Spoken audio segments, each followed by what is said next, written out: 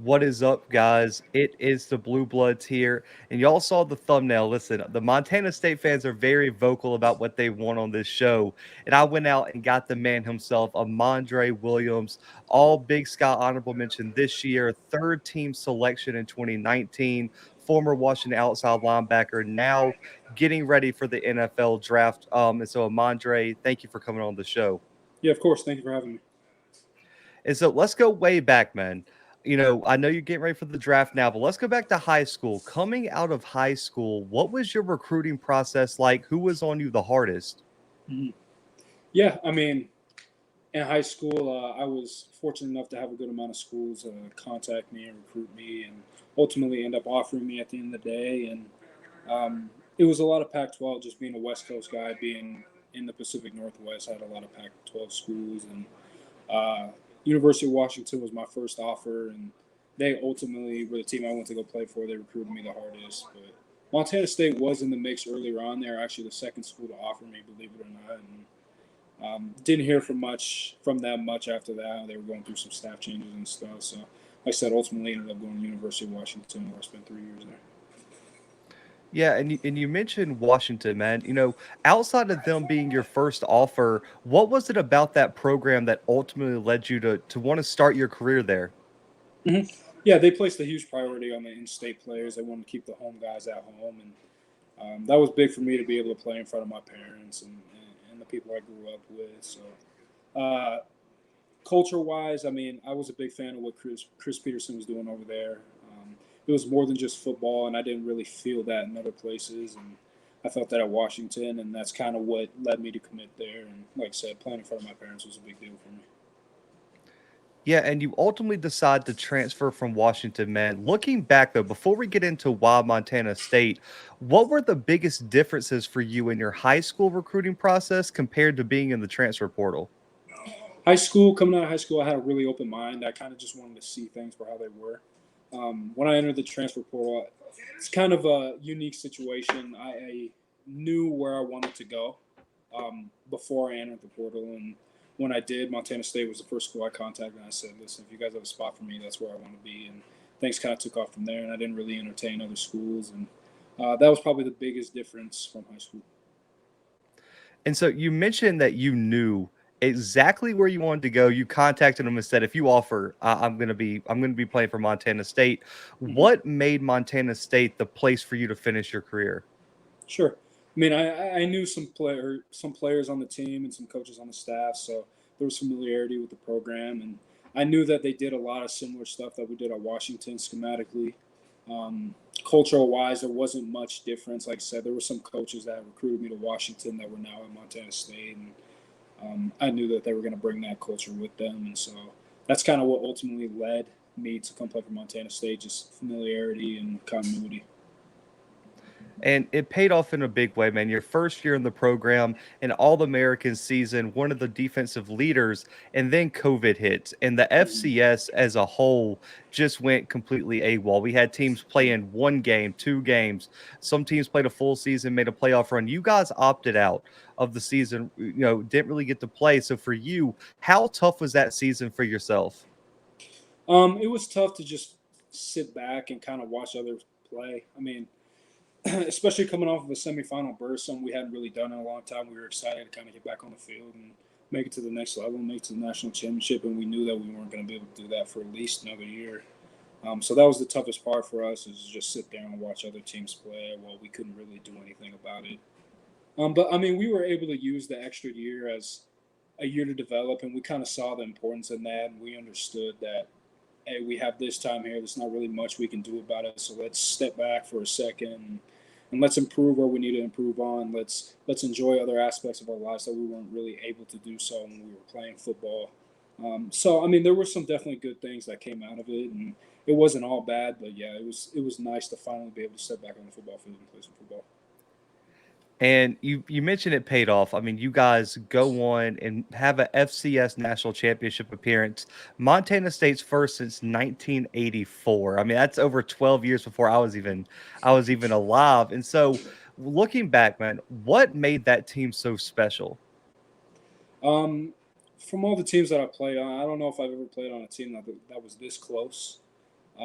Everybody was tight with everybody, and it was a fun atmosphere to be a part of. No guy was ahead of other guys. Nobody felt they were too good or too high up on the ladder to do the hard work, and it just meshed really well for us. And obviously, we had a lot of talent. We were able to put that talent in good spots with the new coaching staff. They were able to highlight what this team does well, and yeah, the new staff was able to take us to the next level, and we were able to kind of just compound factor after factor and led us to the national championship.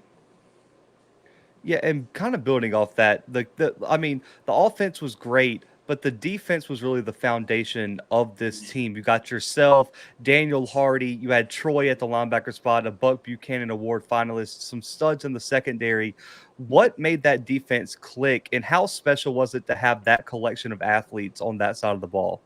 Yeah, I mean, we all understood schematically what the whole defense was doing. So whenever you can get a team that understands what they're doing and why they're doing it, it's a special thing. You can see people just play loose and come in games prepared. In every single position, I mean, we were deep. We had good talent, and a lot of young guys were able to come up and give the older guys rest. And we were able to outlast a lot of teams throughout those games because we had so much depth at those positions. And like I said, it doesn't hurt that when you have Troy Anderson, who's the best defense player in the country, on your team too. So we had a lot of good talent on our defense, and it was fun to be a part of. Yeah, man. And I listen, you guys made me a believer in that second round with that just I mean, you or third round when you guys just blew out Sam Houston. I mean, it wasn't even Mm-hmm. a game from the start. But you Mm-hmm. guys had a lot of turmoil coming into the playoffs. A quarterback change, the starting quarterback enters the transfer portal. Some guys are banged up. I know Troy and some other defensive guys were banged up even going into the later rounds. What was the mindset in the locker room entering the playoffs, and how were you guys able to take all this quote unquote what the media looked at as adversity and turn it into the historic run you guys had? Yeah, just don't flinch. Just that don't flinch mentality, regardless of what happens. We knew what kind of team we were. We knew what kind of football we could play as long as we played what we knew how to do. Um, yeah, we had some things come up, but we didn't let it affect us. And the media stuff and kind of what was going on outside of our locker room, we didn't pay much attention to, and we were able to stay focused and just go out and improve the things that we need to improve on every week, and just play football like we know how to play football. And you guys did just that with the run y'all made. And we had Daniel on the show too to kind of talk about the staff change and how you Mm-hmm. guys did things a little bit differently. And Lewis Kidd came on here and spoke about it too. But for you, looking at the head coaching change with Brent Vigen coming in, what is he like behind the scenes, and why was he able to have almost instant success in Montana State? First thing I think of when I think of Coach Fegan is just he's extremely detail oriented. Um, some of the things you don't even think about running a football team, he does, and you can kind of tell that in the way we prepare. You can tell that in the people who we hired. Like I said, he hired a great staff, put together a great staff that was able to highlight our team strengths, and we were able to go out and put guys in positions to make plays. And he was great at identifying where people needed to be, and culturally, I mean, he understands how to do things right. He's been a part of a lot of success in the past. He's coached a lot of great football players, been a part of a lot of great football teams, and so he understood what needed to be done to win a national championship. And he came in and he implemented what he needed to implement, and things kind of just took off from there. It definitely did. And so, to get to know you a bit better as a player, too, man, I want you to take yourself now, who I'm talking to, and compare him to the freshman that walked on campus at Washington. Looking over all these years of football that you played in college, how has your game evolved? Man, as a freshman, I just remember walking in first day of spring ball, my head was spinning. Just being around a bunch of good football players, and it was everything was moving so fast, and it was hard to feel like you really belong. But I mean, as reps went on, as years went on, you kind of understand like, hey, you're here for a reason. And I was able to develop facets of my game like pass rush, play in space, get my hand on the ground. And I've been fortunate enough and able to play a lot of different positions over the years, and kind of elevate my game in a broad sense, and create versatility in the things that I can do. And yeah, I mean, just the game has slowed down for me a ton since my freshman year. Obviously, getting bigger, faster, stronger doesn't hurt at all. But yeah, I mean, at the end of the day, I just feel like the game of football. I understand it so much better now, and obviously still learning how to play the game and learning the things that are going on around me. But my overall understanding of the game has improved drastically. Yeah, and you mentioned about that versatility. So a big thing was made. I mean, you went from playing more of like an actual linebacker role to pretty much being a defensive end at Montana State. As you enter the draft, would you be willing to step back into a linebacker role, or would you just say like my strength is going to be defensive end, and that's kind of where you foresee your career going there? Sure, at the end of the day, I'm a football player. I can play football. That's what I do. Whether that's at a linebacker position, at a defensive end position. I know that I'm a linebacker with edge value. I know that I can rush the passer. I know that I can line up inside the box if I need to, line up off the edge, play in space, go make open field tackles, and ultimately put my hand on the ground if that team needs that. Um, so I have absolutely no problem playing linebacker or playing off the edge at all. Man, I love it. And so I love everyone loves player comparisons. And I don't think there's a better person to ask a player comparison than the player himself. So looking at the NFL right now, who do you feel like you model your game after the most? It's tough because I feel like because of my versatility and having played so many different positions, it's hard to model my game after somebody. I know that I take different facets from different people, like Bobby Wagner, Khalil Mack. Um, I, I, a guy that I loved watching growing up, and he's playing a similar position as I play, or played a similar position that I'm playing right now, and it's Bruce Irvin. I love the way he was able to get after the passer and still play in space and still line up in the box. But at the end of the day, like I said, it's hard to just name one player that I model my game after. I try to do it from the best, so that's a lot of different players in a lot of different positions. Absolutely, man. And so, when I was playing, even as an O lineman, which is kind of weird, I was very superstitious. I had my pregame routine on lock, and if I didn't stick to it, I was off all game. So, for you, what is your pregame routine on Saturdays? I don't know if I necessarily have any superstitions. I don't really believe in that stuff. I believe in preparing the right way and doing the same things that help me succeed. But I did develop one thing with Daniel Hardy, our other defensive end. Before every single game, we would go to Starbucks for whatever reason. We would just do it, and then we would go to our meetings. We would have our pregame meal, and then we'd have a little bit of time where we would kind of go off and do whatever we wanted before the game. And yeah, him and I would just go to Starbucks to get some coffee. I don't know. Hey, whatever works, man. Whatever works. And Mm-hmm. listen, it gets a little chippy in the trenches. We both know that we both played in there. So, how big Absolutely. of a trash talker are you during the game? I think you'd be surprised. I don't talk a lot during the game. I kind of just let my game speak for itself, really.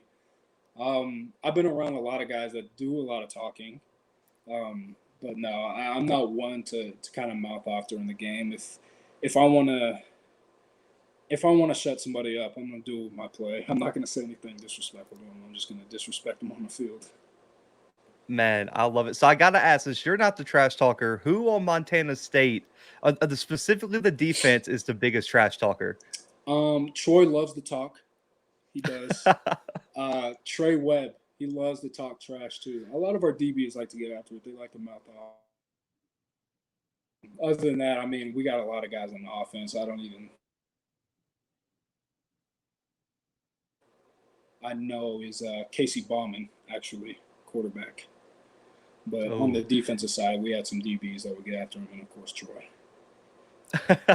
hey, when you're the middle linebacker, you got to be the one to kind of you Have got to to. lead the trash talking and the defense. But Have to. I know there's some Big Sky offensive linemen wishing they would have seen this question before the season. But what is the number one mistake an offensive lineman can make against you? Mm. The number one mistake an offensive line can make against me is assume that I just have one pass rush move. A lot of the times I'm put in situations where I can only go to one thing and kind of have to protect the team in different plays that we have and schematically has to do certain things. But the number one mistake an O-line can make is just based off of those things that I have to do for the team. Just assume that I can only do one thing. Oh, I like it. He said, "Listen, I'm for the team, but don't get it twisted. I'm gonna get back Exactly. there." And let's give some credit to the other side of the ball. Looking back in your career, this can be at Washington, this could be at Montana State or your own team. Who are some of the best offensive players you've ever had to face that just gave you a headache on Saturdays?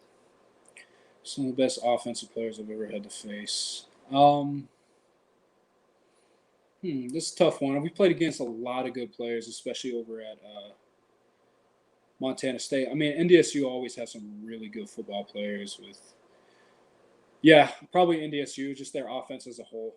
I mean, I don't necessarily know if there's any one specific player that just absolutely just walked all over our team, but I mean, football's a team sport, but NDSU always seem to get the best of us for whatever reason. They got great players on offense, and they play well together and big physical front. So probably just NDSU as a whole. Hey, listen, at the FCS level, that's a fair answer. I mean, Yeah. to be honest with you, but that beautiful stadium's in the background of this interview, man, and I don't think people realize how passionate Montana State fans are. I mean, that stadium is rocking every single weekend. So, looking back at Bobcat Stadium and those fans, what makes it one of the best environments in the country? Everybody here loves football, and that was the first thing I noticed when I took a visit here. Is that I went to a game and everybody here just supported the team so much. It was even after the game, you just have fans coming up to players on downtown while we're at dinner. Hey man, great game! Can't wait to see you next week. Stuff like that. So everybody here loves the game. They're very supportive of the players. It's a tight knit community. It's not a huge town, but everybody, the entire town of Bozeman, comes out on Saturdays and supports us and watches us play and packs that stadium. It makes it incredibly fun to play in front of them. Man, I think that the kind of the wake up moment for a lot of people was that South Dakota State game this year. I mean, it looked like it was so cold, like unbearably cold out there, and you guys had 22,000 to the rim, and they did not stop yelling from kickoff to time that clock hit zero. Man, you gotta love it. And so looking back, man, what letter grade would you give your career at Montana State now that things have wrapped up and you're headed off to the NFL? I mean, I don't ever like to judge my own performance. There's always stuff I can do better that I think in my head. So, but I mean, as a whole experience, I can grade my experience, and that was an A. I couldn't have asked for a better place to play football, a better way to end my college career. Obviously, it didn't end with a win like we wanted it to, but I mean, I couldn't have asked for anything more to be around the guys that I was and to play for the coaches that I did and play in front of the fans that I did. So, yeah, I mean, 100% an A, and it was by far the greatest football experience I could ask for. For sure, man. And another big thing I like to talk about is how good football is in the Big Sky, the MVFC up there in the north. I'm down south, and a lot of people down south just kind of like, oh, the only good football is down in Florida, Georgia, Alabama, Mississippi. So Sure. if you were talking to a potential recruit, kind of lay out the reasons why should they come to Montana State and come play in Montana when everyone just kind of overlooks the football culture that's up there. Sure. I mean, Montana State is a blue collar university. That's all it is. We're built off of that. The community is built off of that. And if you're going to come here, you're going to work hard. You're going to be around people that do work hard, and you're going to see yourself develop in ways that you didn't think you could develop in other places. And at the end of the day, it's a brotherhood like no other. And like I said, that blue collar, we're not scared to do the hard work. So Montana over the years has won a lot of football games between University of Montana and Montana State. So to say that the South only plays good football and come up to Montana, you see how real football is played. Man, tell them. I try on this channel. I've gotten into so many arguments with subscribers on the call-in show, being like, "You does think you want Montana State? I don't think you wanted them." And then finally, man, I'm expecting you to see you on an NFL roster come next season. I'm excited to see where you wind up. But if an NFL franchise asks you what they're going to get in Amandre Williams if they draft you, what do you tell them? A football player. They're going to get a football player that knows how to play the game, that understands the game, that can play a ton of different positions, is versatile. A guy that's not going to create drama off the field, a guy that's going to get his work done, come in and do it the right way, and help teams win football games. Man, love it. Just you're a football guy. That's what you want, and I can tell that is definitely what you are, man. But thank you so much for coming on the show, man. But this is all about supporting the players in your journey to the NFL draft. So let people know where they can follow you on social media. Anything you need to shout out or anyone you need to shout out, you can do it here, man. This time is yours. Sure. Instagram, Amandre_Williams. I'm on Twitter at AmandreWilliam1. Those are my only two social medias that I have, but for shout outs, just shout out to everybody that helped me get here. Montana State as a university, as a program, as a community, the community of Bozeman, all the coaches that helped me get here, and of course my parents, my family, my beautiful fiance, everybody here that's helped me get to where I'm at. Man, I love it. But guys, Amandre's social media is going to be on the thumbnail and link below in the bio of this video. Man, make sure to go follow him, support him throughout his journey to the NFL. And like I always say with these NFL guys, make sure to buy a jersey next year when they drop wherever they sell NFL jerseys, man. But congratulations on an awesome career at Montana State and Thank you. Washington, and good luck on your NFL draft journey, guys. But for Amandre, the Blue Bloods, and myself, we are out for right now.